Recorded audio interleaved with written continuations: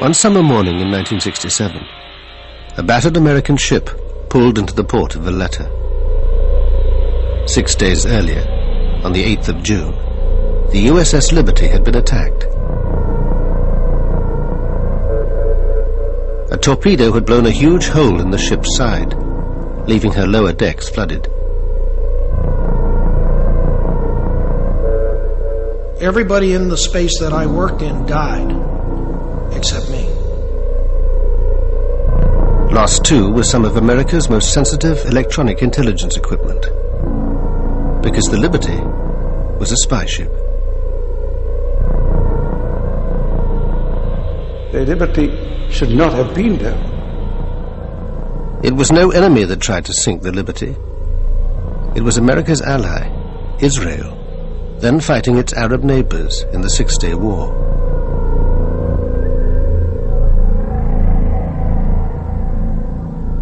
The survivors have always said the attack was no accident. We were well known, and the attack was obviously deliberate. I consider it this cold-blooded murder of American sailors that day. Yet Israel insists it was a tragic case of mistaken identity. It's very embarrassing for a military force like the Israeli Defense Forces to make such a blunder, no doubt. But we admit our mistake. That does not mean that there was any intention or any conspiracy or anything of the sort.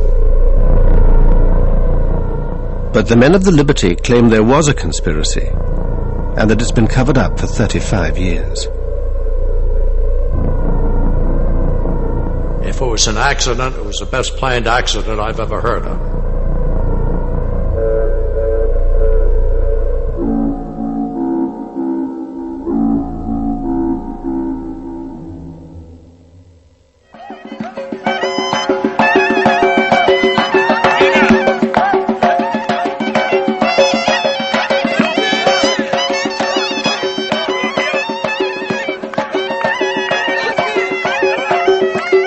If Jews today can gather at their holiest site, the Wailing Wall, it's because the Six-Day War brought them control of Jerusalem's old city.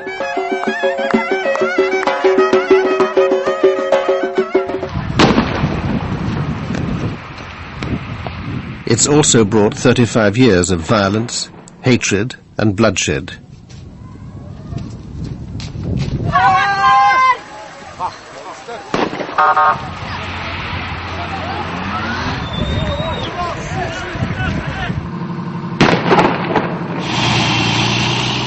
Since 1967, Israel has become the dominant power in the Middle East, thanks to its alliance with the US. It was a turning point in our relationship with Israel. Up until that point, we had avoided being a major arms supplier to Israel.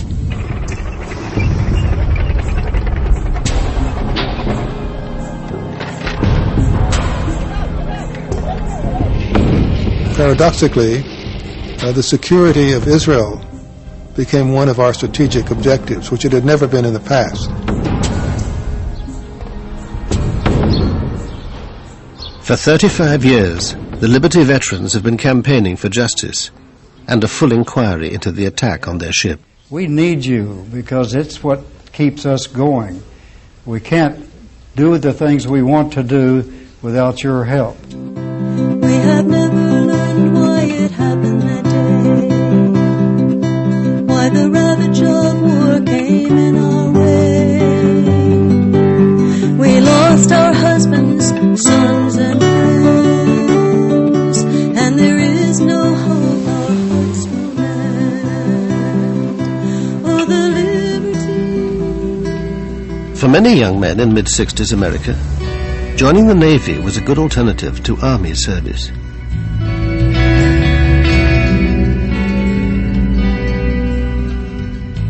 It was kind of funny. I didn't want to go. It was Vietnam. My friends were coming back in body bags, and I put it off for a month. I got a second notice, and I figured I'd better do something, and I went and enlisted in the Navy, and went into the Navy and 13 weeks later after boot camp, I got onto the USS Liberty. Rankowski didn't yet know it, but the Liberty would also be on her way to war. While America was distracted by Vietnam, the Soviet Union was extending its influence in the Middle East. It backed radical governments in Syria and Egypt, whose president, Gamal Abdel Nasser, had become the Arab world's chief spokesman in its struggle with Israel. Egypt was under enormous pressure at the time, pressure by the Arab partners. I remember the Jordanians calling President Nasser and telling him, "You are only bragging, you are not doing anything, you are letting down your Syrian allies," and things like that. And they saw it as a necessity to do something to help.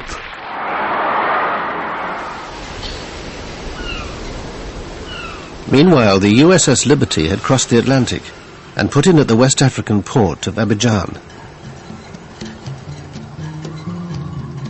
Some of the sailors were on leave and busy with their home movie cameras.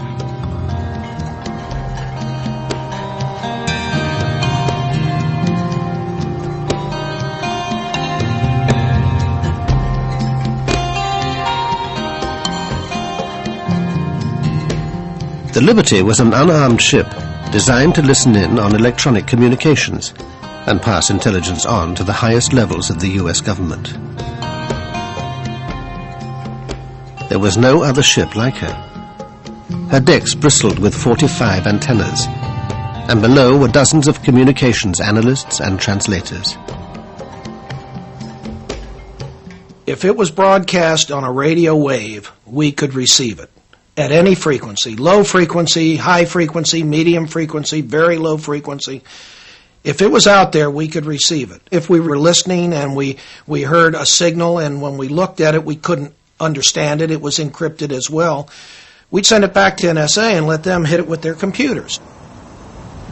NSA, the National Security Agency, is America's top-secret organization for handling electronic intelligence. From its headquarters outside Washington, it controlled the Liberty as she cruised slowly along the west coast of Africa. In May '67, Nasser moved thousands of Egyptian troops into the previously demilitarized Sinai Peninsula.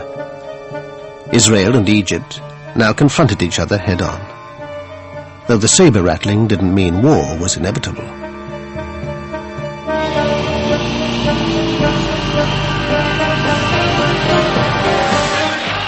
Then Nasser raised the stakes. He closed the Straits of Tiran, cutting off the Israeli port of Eilat.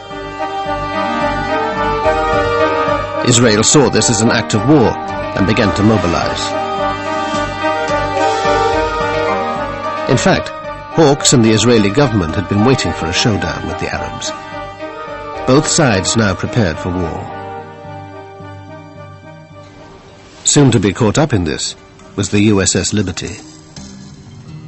Her commander, William L. McGonigal, had been in the Navy since World War II.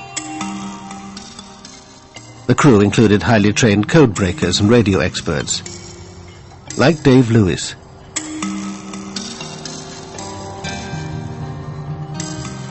I was the research officer on the research ship.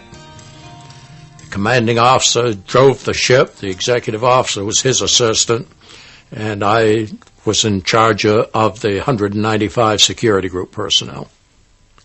We were sent around the world, wherever there might be a hot spot, to see if we could determine what was going on and if the United States desired any intervention of any sort. Life aboard the USS Liberty was like no other naval life. And in the 1960s, ships of that ilk operated independently. The commanding officer of the USS America, which was the flagship of the Sixth Fleet, didn't keep track of a ship that was sailing all by itself. When we were off duty, when the sailors were off duty, we went up topside and sunbathed. I mean, we wore pressed, starched, creased uniforms and spit-shine shoes, and our fingernails were never dirty. I mean, we were slick. McGonigal, he was a terrific person. We always on Sunday had a cookout on the fan tail of the ship.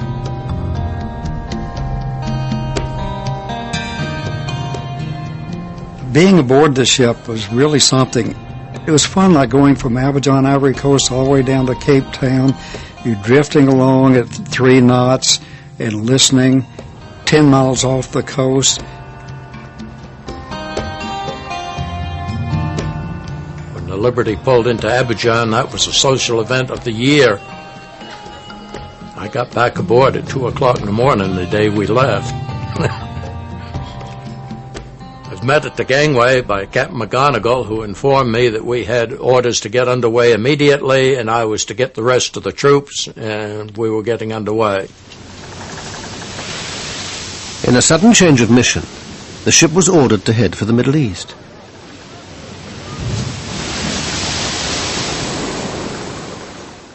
"5,000 miles away in Washington, Israel's hardline spy master, Meir Amit, was making a secret visit to his friends in the CIA and the Pentagon. Amit's key meeting was with Robert McNamara, the U.S. Secretary of Defense. Amit wanted to know whether the Americans would back Israel if it struck the first blow. But the two men have very different memories of their encounter. I told him, look, we don't want even one soldier from you. All what we want from you to stop the Russian coming into the arena, and number 2, to help us after the war. So when I finished, he asked me 2 questions. 1, how long it will take? I said 1 week. How many casualties? I told him less than the War of Independence. So I asked him, Mr. Secretary, what do you advise to me? Can I go home now or stay here until things will clear up? He said, no, you go home, your place is there now. I drew the conclusion that it was a green light. Absolutely not. Because at that point, President Johnson and I and Dean Rusk had fully agreed that we must keep the U.S. in a position where if Israel called on us for military assistance to turn back the attack by Egypt and possibly turn back an attack by Egypt with the support of the Soviet Union, we had to be in a position that we could obtain the support of the American people and the Congress for applying military force in support of Israel. And we would not have that support if Israel had attacked Egypt. So our position was, no, don't initiate the attack. And I have no basis for believing that the Israeli you spoke of received any other indication from me than that. That same night, a young NSA linguist named Alan Blue was suddenly dispatched to join the Liberty. He was called in the middle of the night, around 2 o'clock in the morning, and he left the house. He went to NSA, and at noon the next day, he was on a plane to Rota, Spain. I'd never seen him that way. He was almost teary. He clung to me like he didn't when he had taken prior trips. Alan Blue met the ship at the Spanish port of Rota. By now, the crew had been told they were heading for the Gaza Strip. We knew that from the daily news that the Arab-Israeli situation was getting more and more hostile. That so far there was no war, but it looked to anybody who read the newspapers that there would soon be a war, and so we were sent out there, obviously, to listen to what was going on. Early on the morning of Monday, the 5th of June, Israel went to war. Its planes pounded airfields in Sinai and the Suez Canal zone, destroying most of Egypt's air force. These are the original shots taken by the gun cameras during the attacks on the Arab airfields.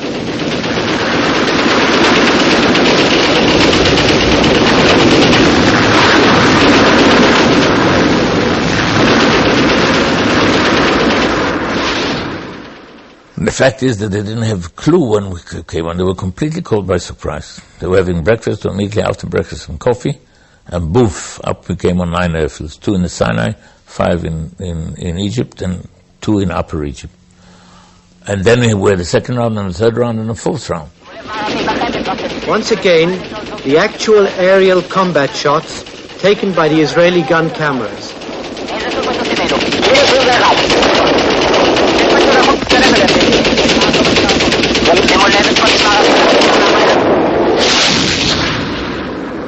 Meanwhile, the Soviet Union was boosting its military presence near the war zone. It moved 20 warships into the eastern Mediterranean. In response, the Pentagon ordered the 6th Fleet to keep all aircraft and ships at least 100 miles away from the coast. But one vessel received no such message. The USS Liberty steamed on towards the Sinai coast. We were told there was no need to worry. We had asked Commander 6th Fleet for an armed guard to go along with us, a destroyer. He sent the message back saying we were in international waters, flying the American ensign. There was no need for an armed escort. The Liberty was approaching a scene of total Israeli victory. On the 3rd day of the war, they'd taken the West Bank. But the big prize was the capture of Jerusalem's old city. I was elated when I heard it. Jerusalem, every Jew prays, I think, every day next year in Jerusalem. That evening, the Liberty arrived at her destination, off the Sinai coast.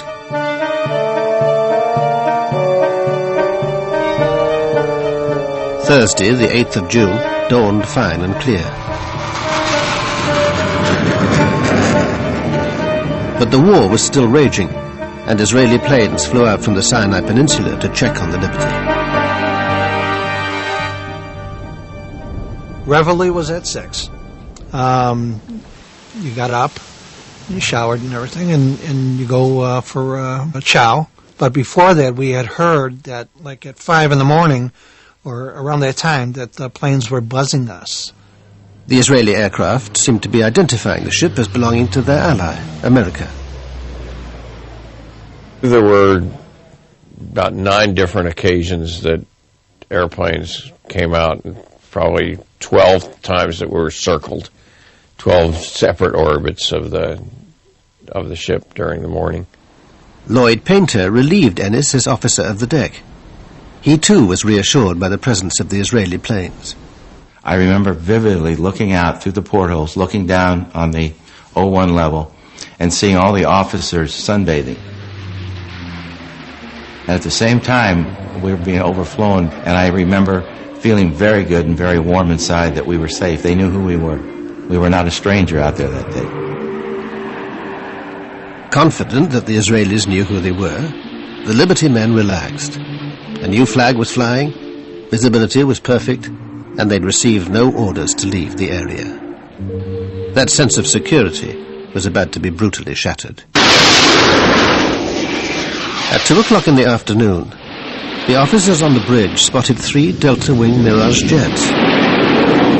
I saw them come at us. In fact, I was looking through the porthole when the jets came down and leveled off on us at attack attitude. To my surprise, there were red flashes under the wings, and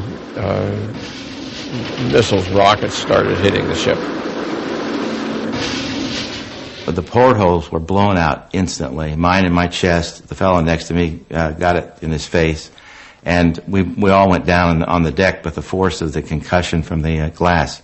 The next thing I heard down in my space was a panicky announcement on the loudspeaker 1MC.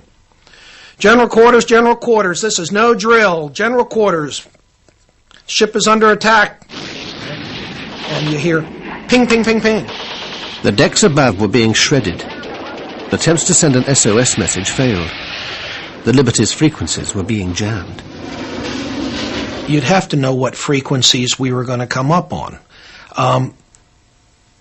To know that, you'd have to know that we were an American ship. If you knew we were an American ship, you knew what frequencies we were going to be on because you knew what the fleet frequencies were. Duh! Hello! The attackers knew their target, but they were keeping their own identity well hidden. During the attack, no one saw any markings, and some of the men told me later that they made a special effort to identify them, and they swear that there were no markings, that these airplanes were unmarked. They took out all of our transmitting antennas, and shortly thereafter deposited napalm on the deck. It appeared to me that it was the intent of the attacker to take out all communications and keep all people off deck so they couldn't reestablish any sort of antennas or communication system. If it was an accident, it was the best planned accident I've ever heard of. The only reason we got the SOS out was because my crazy troops were climbing the antenna stringing long wires while they were being shot at. At the end of the air attack, 8 men were dead and 75 injured. But the worst was yet to come.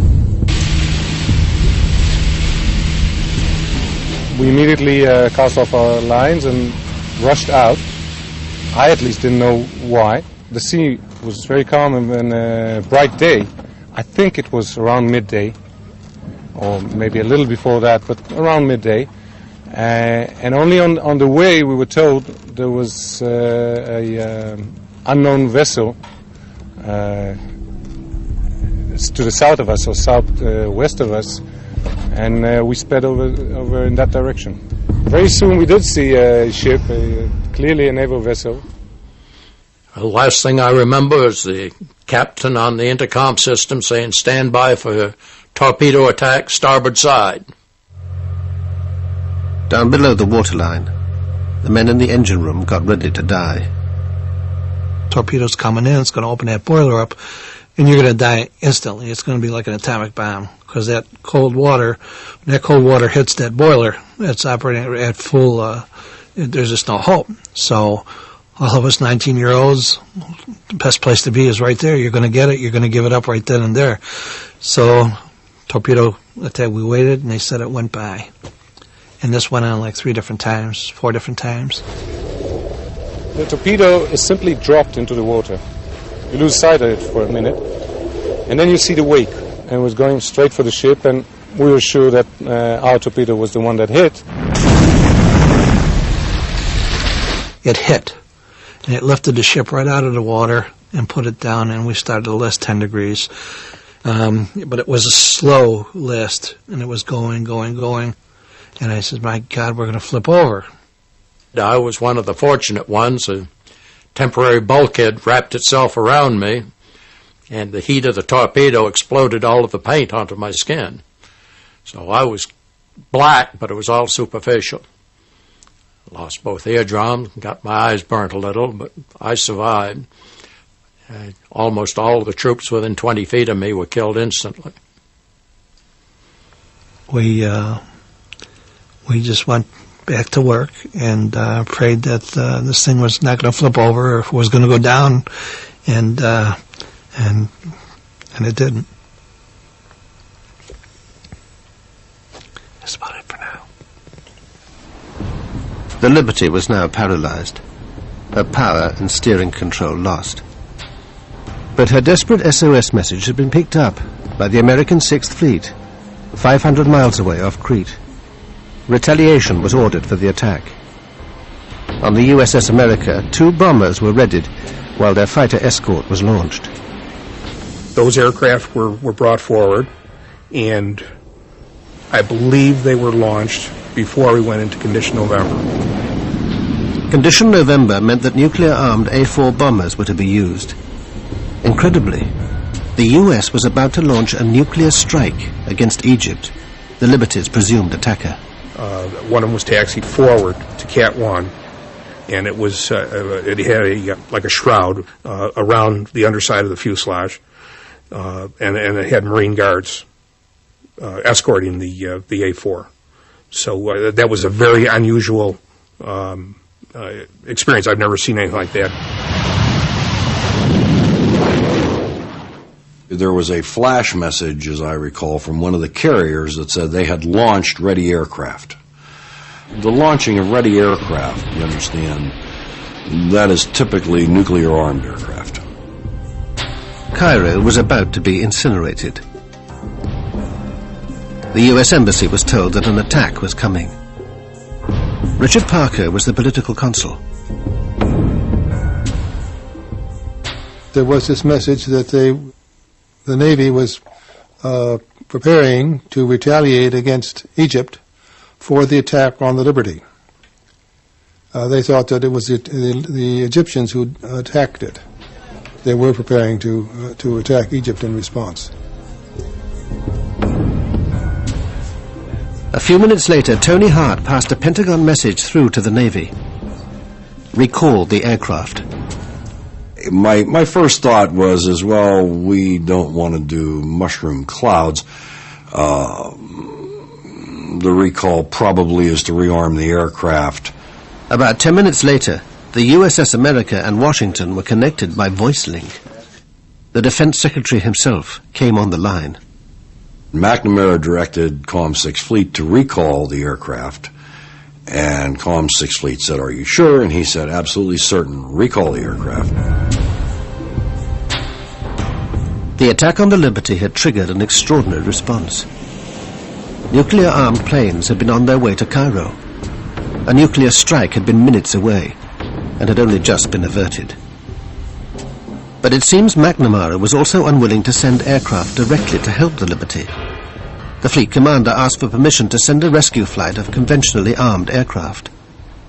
The admiral was talking to McNamara and asking for permission to relaunch the ready aircraft, relaunch any aircraft.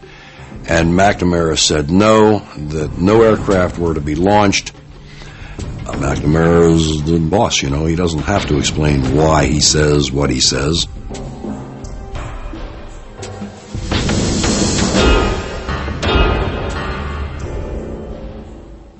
Dave Lewis heard from another officer about McNamara's dealings with the 6th Fleet. I'm Admiral Larry Geis, the commander of Task Force 60. He was very upset. He told me he knew it was going to be hushed up, and I wasn't to say anything about it, but he had to get it off his chest. That he had sent aircraft and notified Washington, obviously via the Criticom network, because it got to Bob McNamara and Lyndon Johnson, and he had the aircraft recalled by Robert McNamara. So he said he reconfigured a flight of aircraft with aircraft incapable of carrying nuclear weaponry and relaunched it. He again notified Washington. Again, Robert McNamara ordered the aircraft recalled. He challenged the order, and Lyndon Johnson came on. He said he didn't give a damn if the ship sunk. He would not embarrass his allies.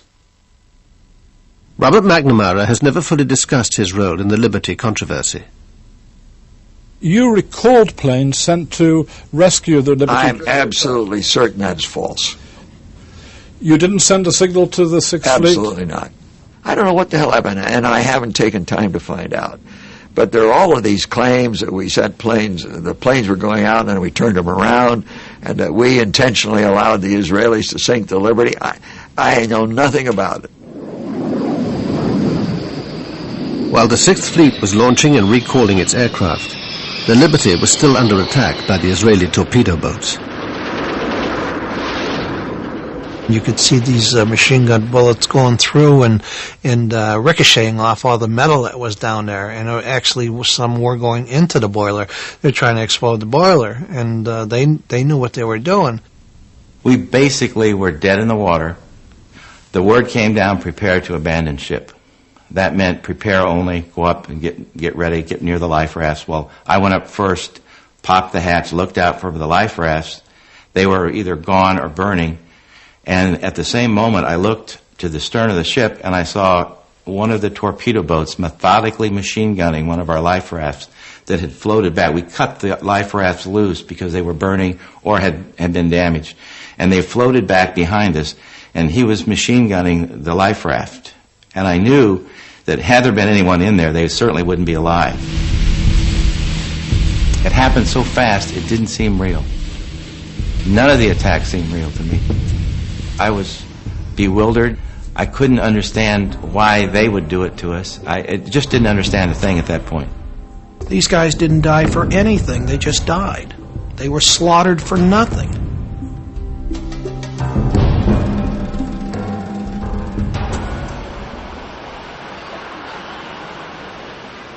The assault was over, but the cover-up was about to begin. At 4 o'clock, the American naval attaché in Tel Aviv heard from the Defense Ministry that a ship had been attacked, in error. The American embassy immediately reported back to the State Department in Washington. I was the first one that got the word, and my immediate reaction was it could not have been an accident. Shortly before 10 in the morning, Washington time, the news was passed on to President Johnson. He was rather inclined to agree with my view was that it had to have been an intended attack. Johnson's belief that the attack was deliberate is preserved in the minutes of a White House meeting the following day. Also present was the CIA Director, Richard Helms. And I know that for the first 24 hours the President was furious that something like this had gone on. Whatever Johnson's inner circle thought privately, officially they accepted Israel's apologies and its explanation. Everybody seemed to be a little appalled at the Israelis, but this was not reflected in the public positions that the collective group had outside that room, and I think we were overprotective of the Israelis at that point. I think the feeling was that the pressure, political pressure, would be too much, and they were just going to let it go. That and thought maybe it would just go away. As a matter of fact, he said to me, standing in the cabinet room one day, "Have you looked at the New York Times? The attack on that American ship is on page 29, when it should have been on the front page." And then I guess various people got at him and so forth, and he changed his mind. But or I don't think he changed his mind, he just changed his actions. President Johnson's public stance allowed Israel also to cover up the attack. Israel has always maintained that it was a series of mistakes. None of the former fighter pilots would agree to speak, but one of the torpedo boat sailors gave us his account.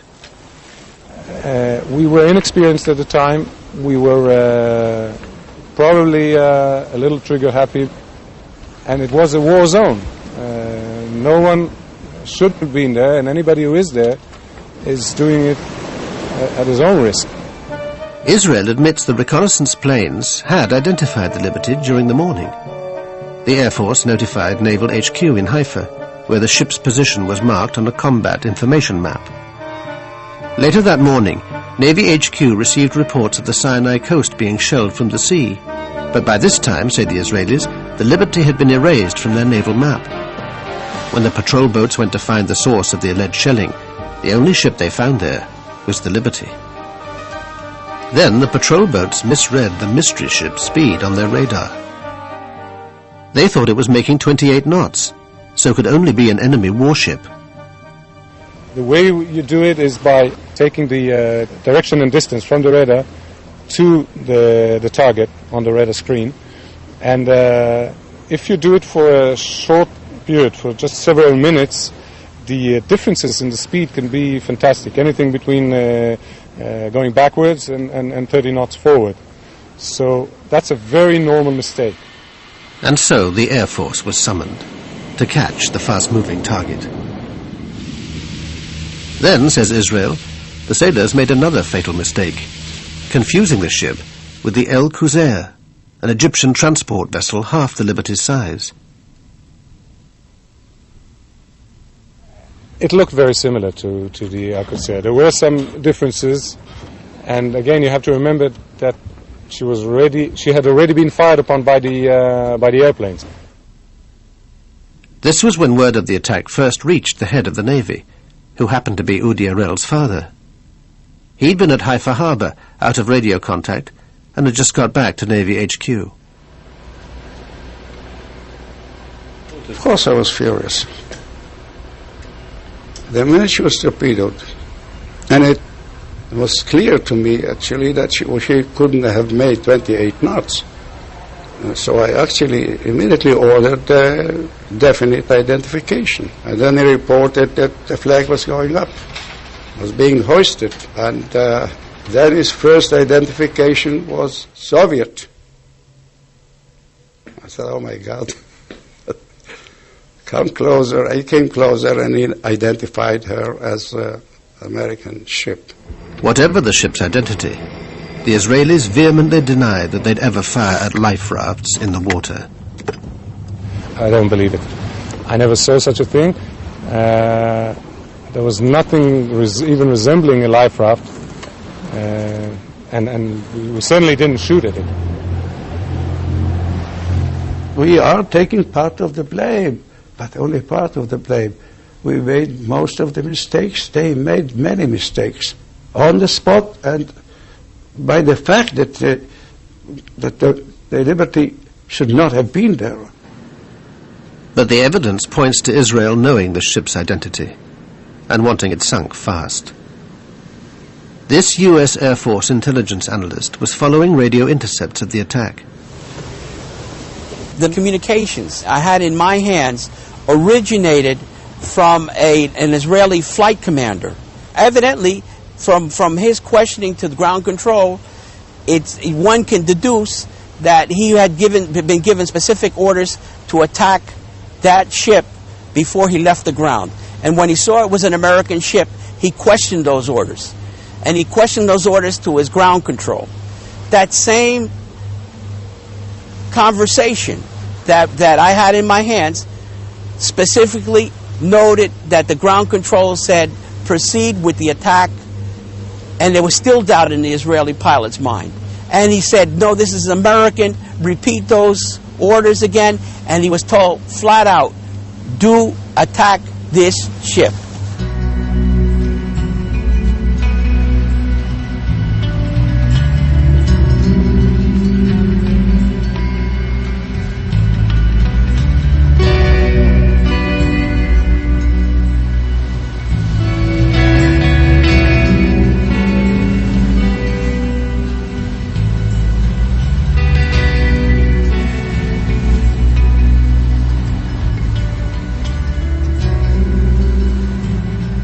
That night was a very long night. I'm thinking at that point, I hope we don't sink, because I knew the extent of the damage. I'd been down and taken a look at it, and I knew that we were in bad, bad shape. We had a lot of dead folks, a lot of gravely wounded folks on that ship, including the captain, who toward the end of the shift, toward the end of the 15 hours, had regained consciousness and was sitting up in his chair, but not saying much, just sat. Help was finally on its way. Ships from the 6th Fleet were steaming towards the Liberty and would reach her the next morning. It was quite a sight to see so much of a flotilla there, the carriers. We looked and we said, God, what a flotilla. Where the hell were you? Why didn't you come? I mean, everybody aboard the ship said the same thing. The Liberty was now heading to Malta for emergency repairs. An important visitor was helicoptered aboard. Admiral Isaac Kidd was leading a naval inquiry into the attack. His behavior surprised the sailors. I thought he was a very strange person because he took his stars off and walked around, tried to walk around like a regular guy. You know, everybody knew who he was. But I thought that was rather strange. I didn't buy into that one real easy. He took his eagles off, and he says, well, guys, he says, you just pretend that I'm one of you guys now. Tell me all about it. So they told what they seen in that, and after a while, he put his pins back on, and he says, I don't want you guys talking about this at all to anybody, your shipmates. Don't be giving any interviews here when we're in Malta. He says, anything that has to be told through your division officer, through your captain, don't be talking to your family about it. I mean, he was very specific. By this time, all the injured men had been taken aboard the rescue ships. I remember being hauled up into that helicopter in a basket that had been wrapped tightly around me from head to toe. The corpsman, not knowing which end was up, sat on my head all the way back. And all I could think of was, what an ignominious way to die after having survived a torpedo attack.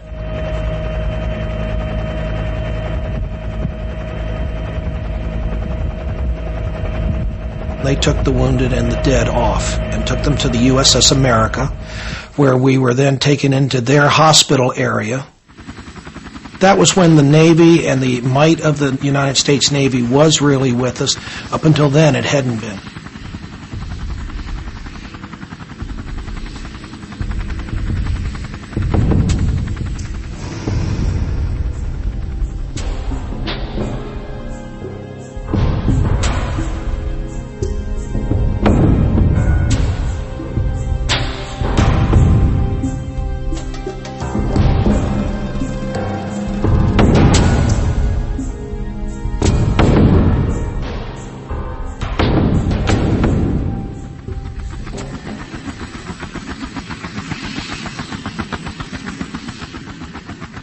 An unarmed American ship had been attacked by Israeli planes and boats.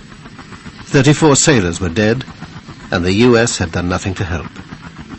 For the first time in 35 years, we can explain why. The theories cast light on the tangled web of American-Israeli relations. Some people suspect the ship might have been overhearing information on Israeli operations in the Sinai. I think they intended to attack the ship. Exactly why they wanted to, I'm not sure. They may have felt we were, with the Liberty, we were listening into some conversations and other things that were going on that they didn't want us to know about. And they had been engaged in some pretty outlandish stuff in the course of the war. And I didn't think they wanted us to know all the detail of that.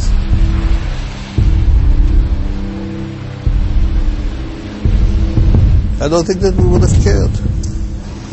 America was not an enemy. There was nothing they could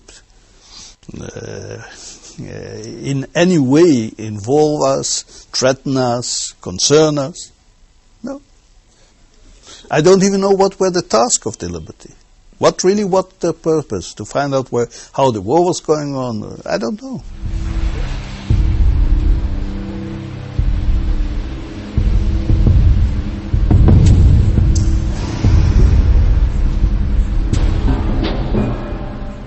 But there's a broader theory, that the attack was intended to be blamed on Egypt, and would therefore draw America into the war, and was carried out with the foreknowledge of certain people in Washington.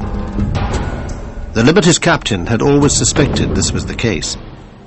In 1997, at Arlington Cemetery, he broke his 30-year silence.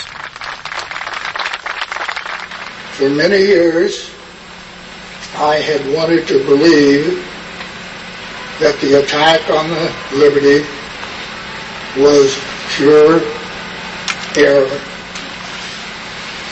It appears to me that it was not a pure case of mistaken identity. I think that it's about time that the State of Israel and the United States government provide the crew members of the Liberty and the rest of the American people the facts of what happened and why it came about that the Liberty was attacked 30 years ago today. Less than 2 years later, McGonigal himself would be buried at Arlington. Shortly before he died, he sent an open letter to President Clinton calling for Israel to acknowledge publicly that her armed forces had deliberately attacked the USS Liberty. Captain McGonigal was more than just a captain in the Navy. He was a friend. He was a sailor's captain. Towards the end of his life, McGonigal confided in his old friend, the chief engineer. Captain and I was real close, and every time I'd see him while he was in the hospital, he would cry, and he called me a few years, 2 or 3 years before he died. He was going to be in Washington for me to come up there, and I sat in a room with him. We chatted a while, and then he got started telling me that those SOBs really did us in, George. And I said, what are you talking about? McGonigal went on to say that if the Liberty had been sunk with all hands, the blame would naturally fall on Egypt and her Soviet backer. We were guinea pigs to be sunk, and then we could say Egypt and Russia did it. That way the United States could have stepped right in and helped Israel. We found evidence that this was part of a larger plan hatched by Israeli and American intelligence to invade Egypt and overthrow Nasser, a plan codenamed Cyanide. A key figure was James Angleton, Israel's closest friend in the CIA, and unique beneficiary of a memorial from Mossad. Jim Ennis first came across cyanide almost by chance. I had gone to the LBJ library asking for, all Liberty documents, and this one-page paper came out of nowhere. Minutes from the 303 committee. The 303 committee was a secret group that used to meet at the old executive office building, round the corner from the White House. 303 committee was simply a device for examining covert operations of any kind and making a judgment on behalf of the president so he wouldn't be nailed with the thing if it failed. Here in April 1967, the committee met to discuss a sensitive Defense Department project. It would involve the Liberty with a highly risky submarine operation to help Israel. Scribbled on the minutes is a note: submarine within UAR waters, another term for Egypt. Especially the fact that this was in the Liberty file suggested that this had to do with the submarine that was near us and with cyanide and all the other things. Dave Lewis had also heard about cyanide. One of his officers had told him the ship was carrying secret documents in connection with a submarine project. He said, there are sealed orders in my safe for Project Cyanide that involves communication via submarine in case of war. That's all I know about it. The orders were never opened. When the attack took place, there wasn't time. So I don't know what they said. What connection could this mysterious submarine have had with the Liberty? And why was it being discussed a full 2 months in advance of the war? The operation is still so sensitive that we could get no comment from US or Israeli intelligence. Operation Sinai. If I heard about it, I heard so. What was it?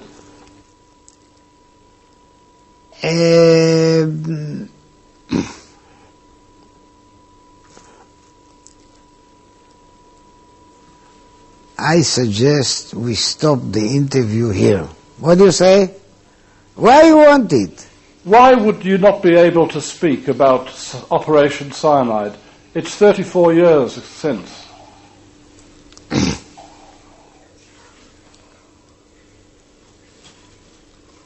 Signature and loyalty to my country.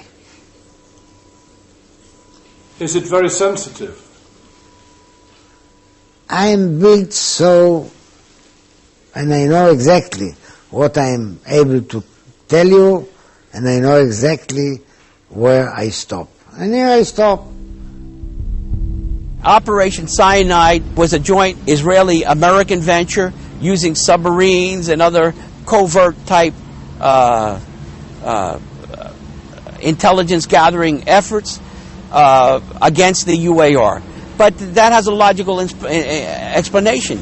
The explanation is the UAR was totally Soviet equipped. They had Soviet advisors. The Soviet Union was our arch enemy at the time. And we were concerned in a volatile Mideast situation with the Soviet problem. We were concerned wherever the Soviets showed up. And they had considerable influence in the United Arab Republic. So there were these joint ventures with Israeli intelligence. We were strategic and tactical reconnaissance photo processing specialists. We flew probably 8 missions that day. All bomb damage assessment. All airports in disarray. Lines of aircraft destroyed in place. From what we saw in that film, it was unchallengeable destruction of the enemy. This covert operation was also part of cyanide. Before the war, the team had secretly been sent to an Israeli air base in the Negev desert. The men wore unmarked uniforms and had no ID, while 4 American reconnaissance planes were disguised as Israeli. There was a hurry-up paint job done to the aircraft to identify them as Israeli aircraft, so that they would be in conformance with normal Israeli markings. No, not one single word of it is true. I don't know what is the man. I don't know. Fantasy. It's a fantasy. He's dreaming. He's making it up. Nothing. They can deny it now. Fine. Take a look at the reconnaissance information that the Israelis have that was published publicly in Time magazine, Life magazine, I think Look magazine. That was our work. The Israelis had no reconnaissance aircraft, and you can't get the detail off of gun cameras that was in those films. If it's true that America was secretly in the war against Egypt, this had to be kept quiet at all costs. Well, the implication would be very serious. I mean, first of all, it means that LBJ and his people around him had been lying to us through their teeth. And that may be a minor matter for most people, but it would be important to us. But more important, it would mean an American participation in the attack on Egypt.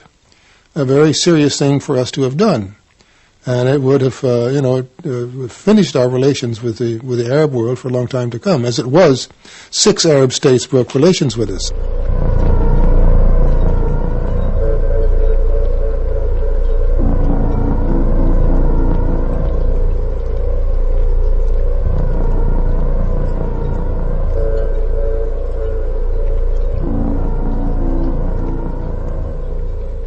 Whatever lies behind the attack, the human tragedy was that 34 young men were dead.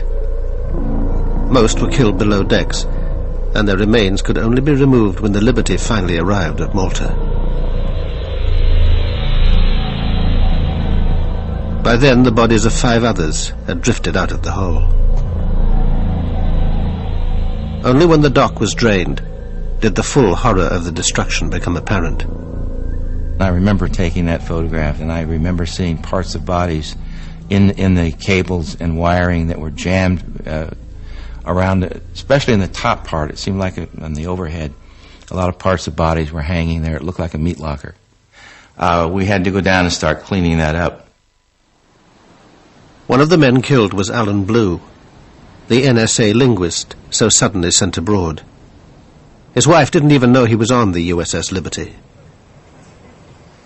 I was sitting in a park in Washington, D.C., having my lunch about 1 o'clock in the afternoon on June 8. It was a beautiful, clear, sunny day. And about 15-20 feet away from me, someone had a radio. Administration handling of the June Arab-Israeli war crisis. And I overheard this report on their radio that an American ship had been attacked in the Mediterranean. And my heart sank. Even though I did not know he was on that ship, I was still very frightened. I picked up my lunch. I went inside to my office. I called NSA, and they said, yes, we've been looking for you.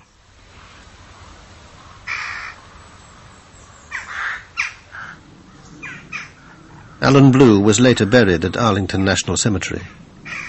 For the previous month, his widow had had to share her house with minders from the NSA.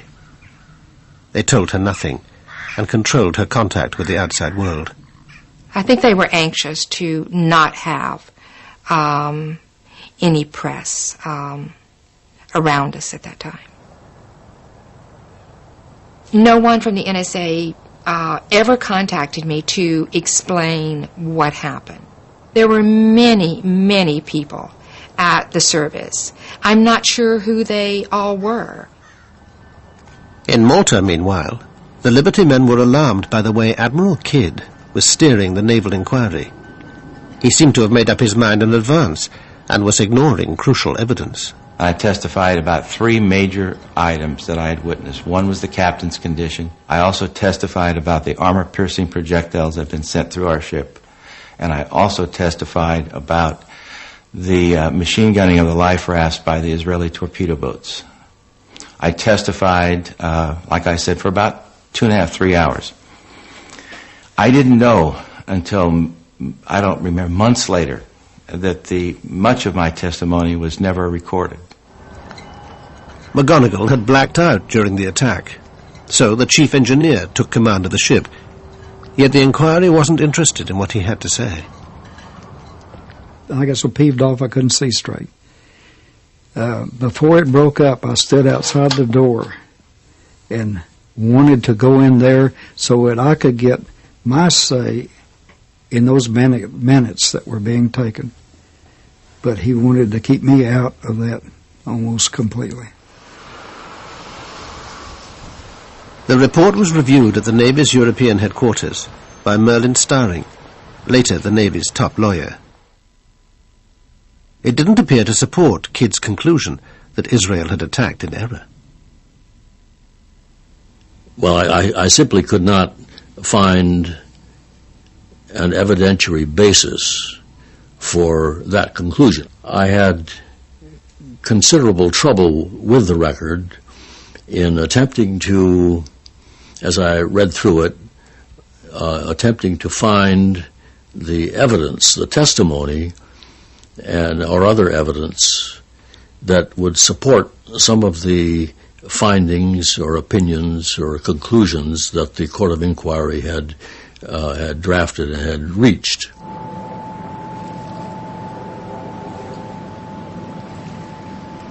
Today, even after 35 years, the Liberty incident remains so sensitive that the U.S. Navy refuses to comment on it.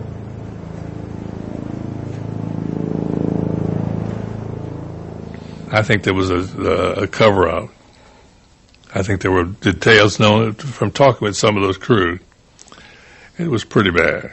How can my personal view be other than my American view, which was that they intended to attack this ship, and there's no excuse that can be found for their saying that this was just a mistake?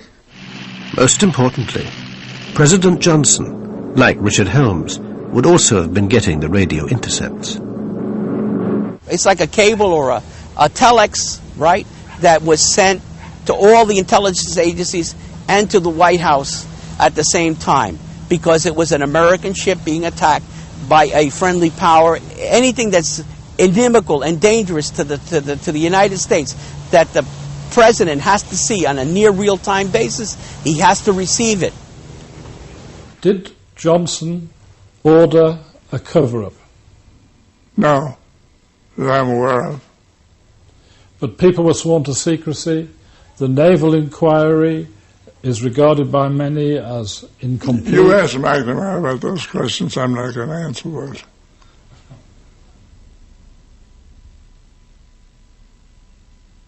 I am not saying anything about the Liberty, period.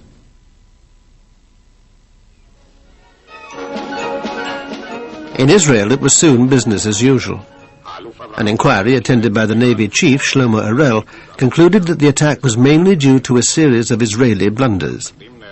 Despite this, nobody was charged or court-martialed.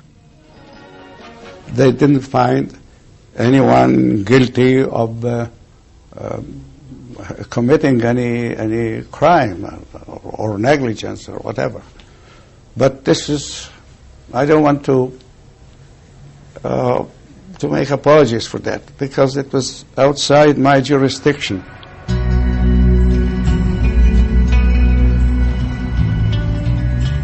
After a month in Malta, the Liberty was patched up and ready to begin her journey home.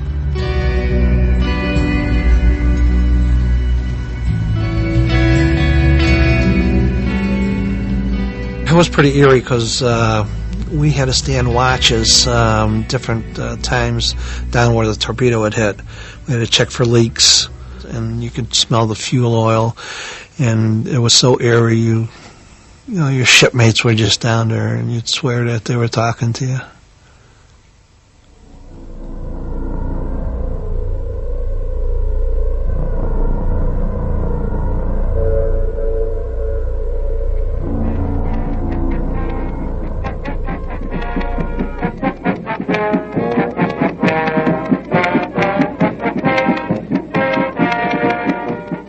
We arrived to fanfare, to local press, and Miss Norfolk, Miss Hospitality, Miss everybody.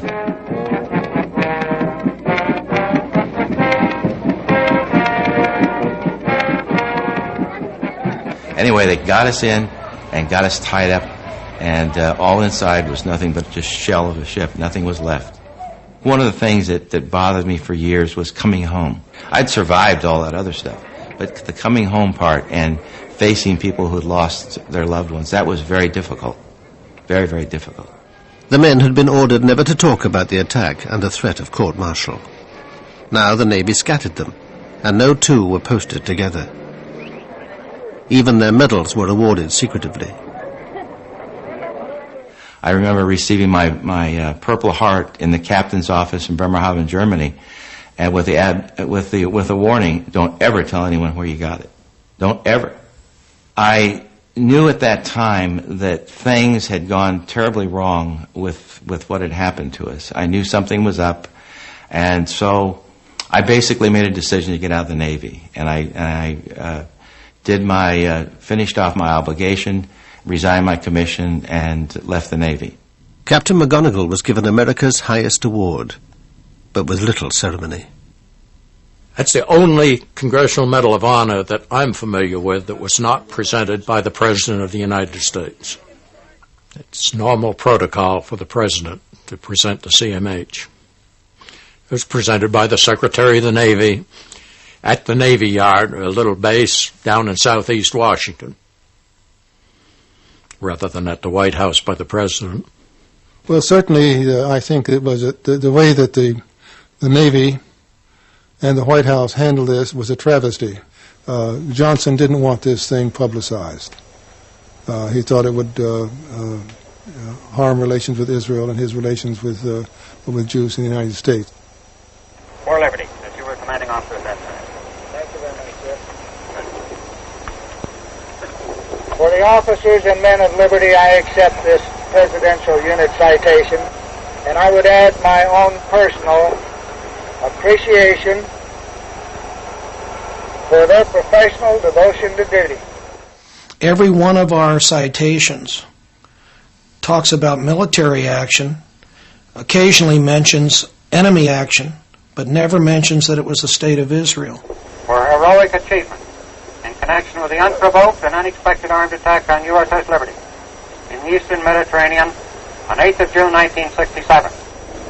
A Silver Star Medal to Lieutenant George H. Golden. 3 times when told to stand by for torpedo attack. I witnessed a cover-up take place of the highest magnitude. I witnessed someone receiving the highest medal of the land, someone being promoted, someone given his choice of duty in the Navy for his silence. Nothing more, nothing less. And the silence paid off. The captain never stepped forward until the end of his life. And I only think what could have been if he'd have stepped forward in 1967. But a presidential election was coming up. Nobody in power wanted to let questions about the USS Liberty spoil relations with victorious Israel.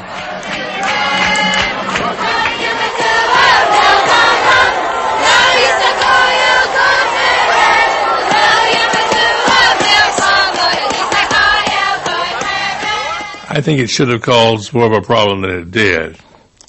We went on in official reactions to each other, and we renewed our old friendships. Considered we really ignored it for all practical purposes, and we shouldn't have. It was a very bad thing.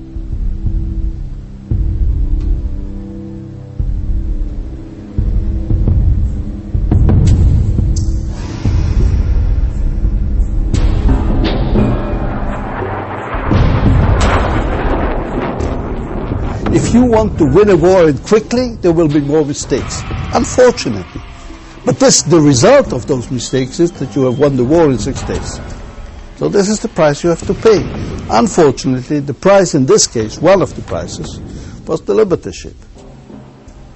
Israel today still occupies the conquered Palestinian territories, thanks to continued US support. The war of only 6 days has left a painful legacy of suspicion, suffering, and sorrow. Among those living with that legacy are the Liberty survivors, bitter about their own government's cover-up. Jim Ennis spent years trying to find out what had really happened. This book will be with me as long as I'm here. I've often said I'd like to have seen it go away years ago. I would have hoped that my book would have generated a congressional investigation that would have answered the remaining questions, and the whole thing could have been put to rest, and there'd be no question about what happened and why, and we just put it on and we all go on to other things. Jerry Goss, Petty Officer. Melvin Smith, Chief Petty Officer. Carl Noah, Seaman. John Spicer, Petty Officer. Gary Blanchard, Seaman. Alan Blue, Civilian. Jerry Converse, Petty Officer.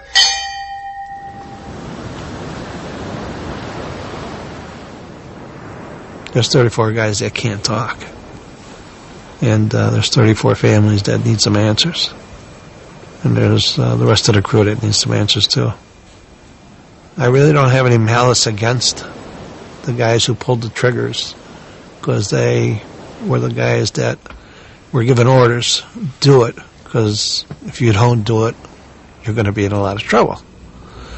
I would like to meet those guys and see what they've had to say to me. People who gave the orders, they got away with murder.